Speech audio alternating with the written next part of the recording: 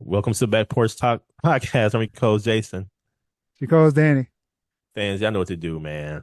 Go ahead and like, subscribe, tell 110,000 friends, family members that the Back Porch Talk podcast is here. Danny, a little NBA news, Formula One, and a trading car scenario, maybe a little Brewers talk. But first, Danny, right into the news of the NBA for the past few days. And that has been that of LeBron James going to the Philadelphia 76ers. And he joins a squad that was already, in my opinion, was already loaded. Adding LeBron James puts the 76ers in more of a deep playoff run contention. And now the Sixers have the likes of LeBron, Maxey, Brown, Embiid, Edgecombe. That's a nice nucleus. They probably have to get some more shooting. I think they got KCP. He ended up coming over. Hopefully he improves his percentage-wise 3-point shot.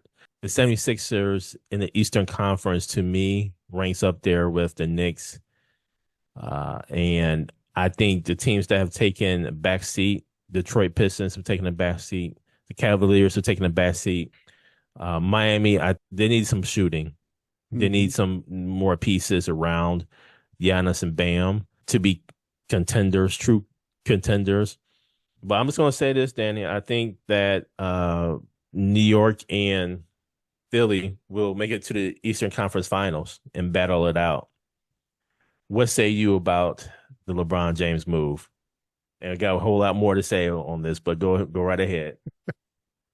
Well, Jason, I will say I was surprised. I thought he would go to Miami because, from the defensive standpoint, he had protection with Giannis and Bam and Andrew Wiggins.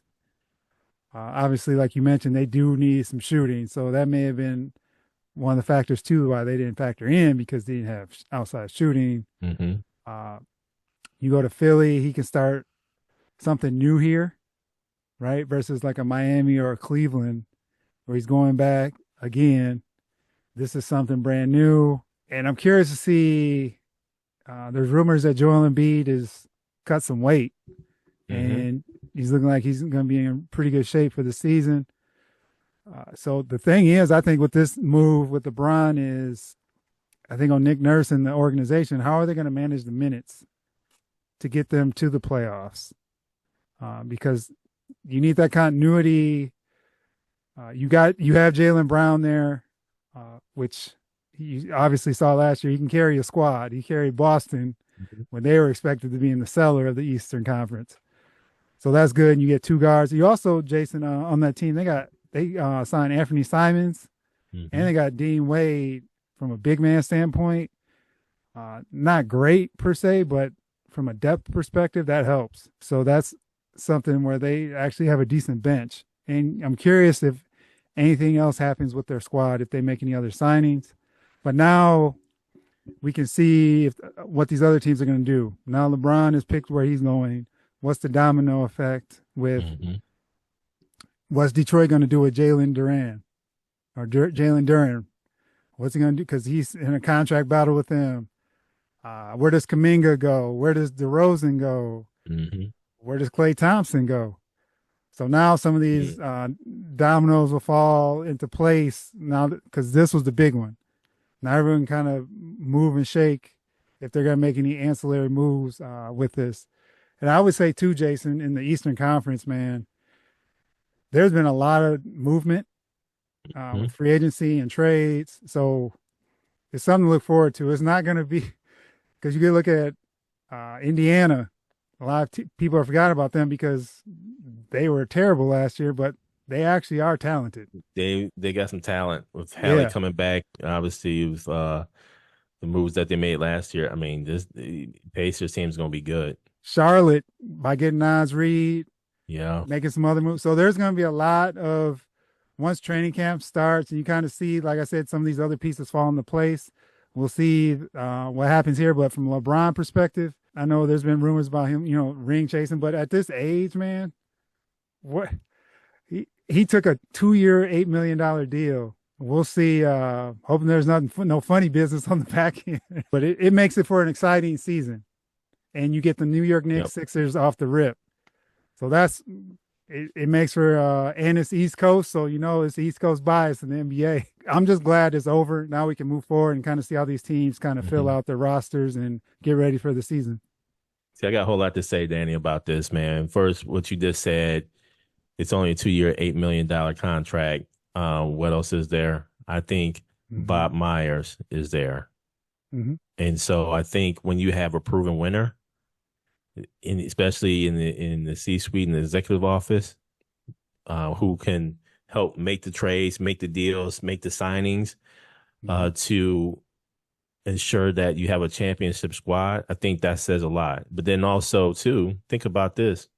Bob Myers has a lot of connections, man. And, LeBron may only play 1, maybe 2 years, right? I mean, he's Mm-hmm. probably thinking about life after basketball, ownership, whatever the case may be. So it may be one of those moves that it's a chess move. Last year, LeBron played 60 games, the year before 70, year before that 71, year before that 55, 56, 45, 67, 55. My point is, what I see LeBron doing and looking at is probably only going to play like 55 games, man. 50, 55 Mm-hmm. games this year. Now that you have Brown, you have the young nucleus, Brown, Maxey, Edgecombe, really running the show. And so Joel Embiid, 38 games. Year before that, 19, 39, 66, 68. I see Joel only playing about 45 games this year, man. And I Mm-hmm. see those 45 or so games being with LeBron. So I think it'll be a matchup. And what Nick Nurse is going to do is really say, okay, for these core games, we're all going to play together to really Mm-hmm. work as a unit. But then Yep. the rest of the season, maybe plug and play. But I think the Sixers got to be cautious of that because what you just mentioned with regards to the Hornets, with regards to even the Hawks, with regards to the Pacers, Yep. you even got to think about the Wizards. Yeah. You got some teams, and so for positioning, you don't have to necessarily be the number one seed, but you better have home court advantage, Mm-hmm. at least in that first round and thereafter. So you gotta be in the top 4 seed. So yeah, I think the Sixers gotta be really intentional and strategic about how they use the minutes of LeBron, Mm-hmm. of a Joel Embiid, so that way they can go ahead and uh go through the playoffs. So we'll see with this, Danny. Over under 45 games for Joel Embiid. You know what, Jason? I'm gonna say I wouldn't put my money on this, but I will say, I'm gonna say over, and here's why I'm gonna qualify it. That I think he's gonna be on a minutes restriction. I think they're gonna try to get him to play as many games as he can, but keep his minutes at like a 20 to 25 to like we've talked about that continuity to play with the squad because they're gonna have to figure out because Joel Embiid, the way he plays, doesn't necessarily fit the way LeBron plays. Mm-hmm. Because he's kind of a floater and he's kind of dominated how the game has gone. And now you bring in Jaylen Brown, you bring in LeBron, he's gonna have to figure out how to play with them. Mm-hmm. Because if that comes down to the playoffs and there's no continuity there, they're gonna get beat right off the rip. So I think it's going to be important for him to play if they can, and if he gets that weight off, where he can get through 40 games, 45 games, Mm-hmm. that's to their benefit. But I think he'll be on a minutes restriction. So don't play him a lot of minutes. Just get him out there so they can just play and work on things, and then you got the talent to carry the team outside of those minutes he's not playing. What do you think, Jay? There's news reports about him, cutting weight, cutting body fat. I'm leaning towards under just because I have a feeling I can see the minutes restrictions and everything. I think automatically, depending upon the schedule, you take him out the back to backs, just maybe for first quarter of the season just to kind of see how things go. My hope is that the NBA does not put the 76ers in a whole lot of back-to-backs. I hope they don't put a whole lot of teams in the back-to-backs like that. But I think it's incumbent upon the team to have a plan A and plan B when Yep. there's back-to-backs. Agree. I'm saying under. I'm going to go under, man, because this is history. And I think they're looking at, obviously, the long haul. But not only that, Danny, they're looking at next year. Think about it, man. His contract kicks in. Buku Dallas. I think not only the minutes restriction is going to happen, but I think they're looking at the rest of next season. Mm-hmm. So I'm going to say under because I have a feeling he's going to get hurt or nagging knee injuries or whatever the case may be.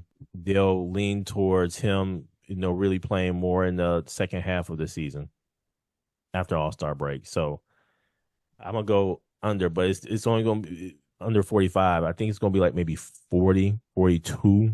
Well, all these big men now, with the big man coming back into the focus of this league, he's pivotal, man. So he has to be a part of this team, and they got to figure out that offense where it fits both him and Jaylen Brown and Maxey.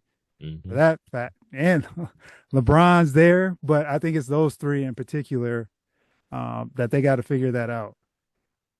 And Danny, let me ask you this. So now that LeBron has chosen the 76ers, the GOAT debate Mm-hmm. is out there, right? Yeah.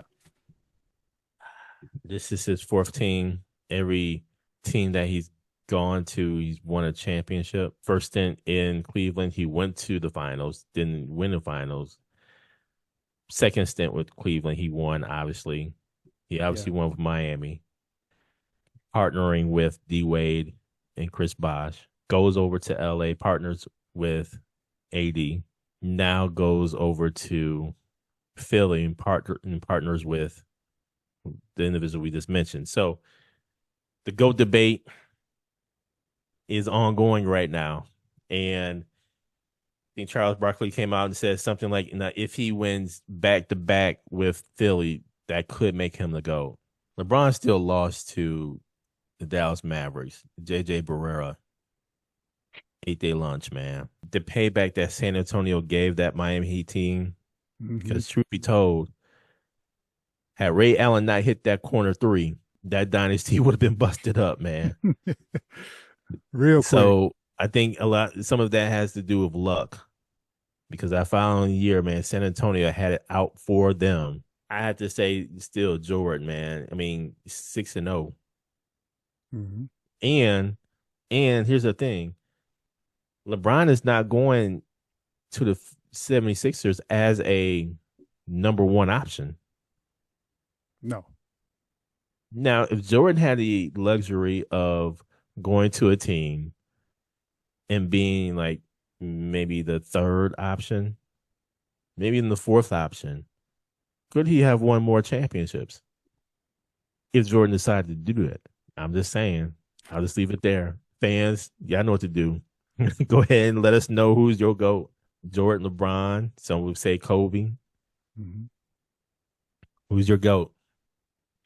Now, Danny, on to the Formula One, and where Hungary was this past weekend in the Grand Prix. I think there's something going on, man. Y'all may be asking me, what do I mean by that? Well, first, let's just say congratulations to Lando Norris for winning the Grand Prix. Max comes in second. Kimi Antonelli comes in third. Sir Lewis Hamilton comes in fifth. Charles Leclerc comes in fourth. Let me just say this, Danny. Sir Lewis Hamilton was second in qualifying, got penalized due to impeding. I want to say he impeded Lando. Either Lando or Oscar, one of the McLaren drivers, in the qualifying round. So it was a 3-start penalty. And so that automatically put him in fifth. He also got penalized inside the race due to speeding in the pit. Mm-hmm. And it was only like not even by 1 mile per hour, which is crazy. And so he got penalized 5 seconds, and that 5 seconds proved to be crucial because he was battling to be in the third position, to be podium. His teammate, Charles Leclerc, was within that 5 second mark. So when Sir Lewis Hamilton finished, he automatically was dropped down one slot because of the 5 second penalty. Mm-hmm. You mean to tell me, Ferrari, y'all not going to instruct Charles Leclerc to be like, hey, be 5.1 seconds behind Sir Lewis Hamilton, so that way Sir Lewis Hamilton can get the point? Something going on, man. Some could say is racing, whatever case may be. As of right now, the way the standings currently are, Charles Leclerc is in fourth place at 138 points. Kimi Antonelli is leading at 219 points. Sir Lewis Hamilton is second with 169 points. Every point really matters. I know it's only 2 points, but those 2 points are crucial, man. When you're looking at the rest of the season, right now there's 11 more races to go in this season, and Sir Lewis Hamilton is about 50 points away. That means every single point matters. So I don't know, man. Something's going on. I know Leclerc probably is thinking he's competing, but come on, man. For the sake of history, fairness, and there's reports that Ferrari told Leclerc about the 5 second penalty before they told Sir Lewis Hamilton. Come on, man. What are y'all doing? What say you, Danny, about Formula One? Jason, it was funny with this race as well that last week I mentioned about McLaren and kind of how they've been struggling, and then also all of a sudden Lando Norris wins the race. Mm-hmm. Piastri was actually up there, and Yep. then he had the car issues, which he ended up being a do not finish. So he was competing, and then fell back, and then Verstappen took second. Antonelli came in and took third, but yeah, that whole Ferrari thing is, I don't know, smells kind of weird. I was like, I had never heard of the speeding into the pit thing. Like that was the first time. I'm newer to this, obviously. Mm-hmm. So I was like, dang. And then found out what it was about and the 5 second penalty. But yeah, man, this was another race that, hurts his chances at getting that championship. So now we got the summer break coming up. Mm-hmm. And how does anything change between now and that next race? Curious how he bounces back, because he's had a couple unfortunate incidents these last couple races that cost him some points. He has to hopefully get some momentum coming out this break, and hopefully Antonelli falls back, because Antonelli is, man, you would think there may be a dip. No. But he is staying steady and staying in that podium range in every race, unless something catastrophic happens in a race, or like he crashes, or something happens with the car. And now, Danny, right into train car scenario. Who we got?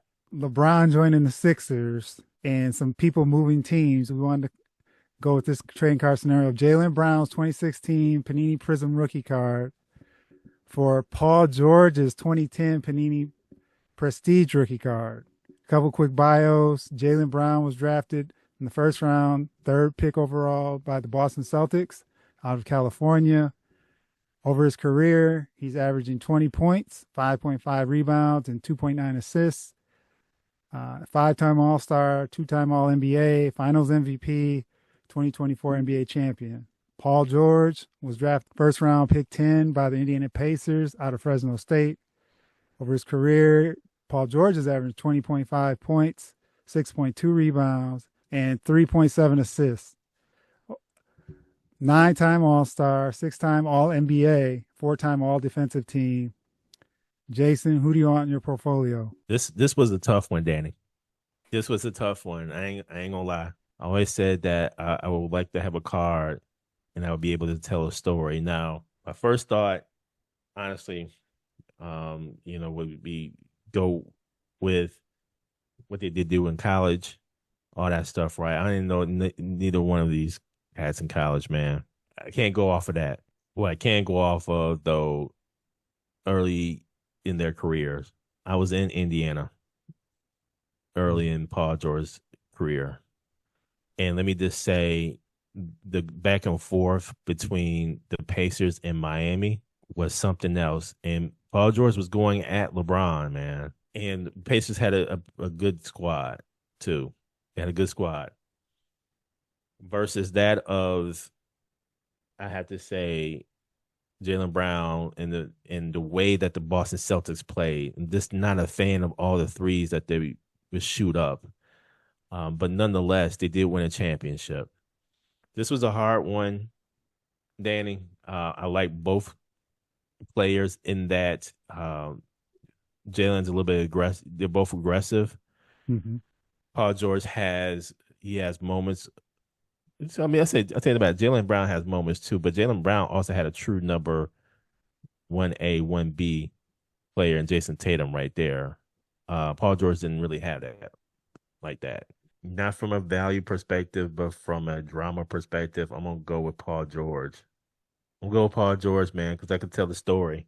I can tell the story about time in Indiana. I'm gonna take Paul George. That might be a shock to many, but I'm gonna take Paul George. What say you? Well, Jason, I agree. This one's tough because Paul George in his prime, before he broke his leg. So, for those of you who do not know, Paul George broke his fibula in Mm-hmm. 2014 on a freak play, dunking the ball. He ended up coming back at the end of that season, but from that injury, I never thought he was the same. He was great. He was a good player, sometimes great player at times, but Mm-hmm. I thought that injury kind of derailed his career a little bit. But before that, Paul George was the go-to, Mm-hmm. and I remember that series where they were going back and forth, and they had Miami on the ropes. With Lance Stevenson Yeah, blowing in and LeBron's ear. Roy Hibbert, and that Roy, crew, yep. Yeah, they had a they nice spot. yeah, Lance, yeah, blowing in LeBron's ear and all that stuff. But I digress. But I also got to look at too, man, with Paul George. This is his fifth team now going when he goes to Boston. Obviously, he's made a lot of money. He's been a part of some trades, but he's never executed to get that title. Either being the guy or a Batman Robin type situation, like when he went to OKC and then he went to the Clippers, and then Philly even, because they brought him in thinking he was actually going to help them go over put them over the top, and he was injured or he had issues going on that way. I'm going to say in Jaylen Brown's side, it's the whole debate with him and Jason Tatum, and I think that was part of the reason he got traded because they're tired of dealing with that in Boston. Mhm. Also, they had to pay both those cats over $300 million, so they had to make a move that way. But I look at Jaylen Brown, man, and his game has evolved. I still think he has room to grow with his game. So in this scenario, Jaylen Brown's card, knowing that he still has some room to grow, he has a great opportunity here with Philly. If he can get another championship with this squad, I know the team is loaded, but that East is loaded too now. So if he can pull this off where he can get a title, because I'm looking at him as the focal point of the team based on salary, experience. Maxey, Edgecombe, they're young. Embiid has been there, but he hasn't taken them to the promised land. You get LeBron now to help them out as well, but I think this is a great opportunity for him to grow, to be the 1A.